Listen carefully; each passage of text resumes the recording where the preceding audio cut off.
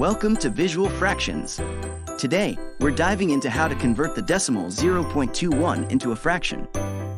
Let's start with our decimal, 0.21. Notice there are two digits to the right of the decimal. This places it in the hundredths position.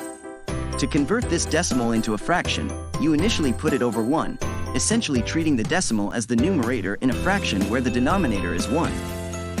This sets up the conversion process where we multiply both the numerator, the decimal, and the denominator, 1, by 100 because there are two decimal places. So, 0.21 times 100 gives us 21, and 1 times 100 gives us 100. This translates 0.21 to the fraction 21 over 100. And there you have it. The decimal 0.21 when converted to a fraction equals 21 100ths. This fraction is in its simplest form and cannot be further simplified.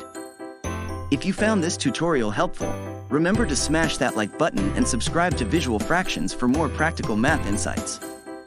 Thanks for watching.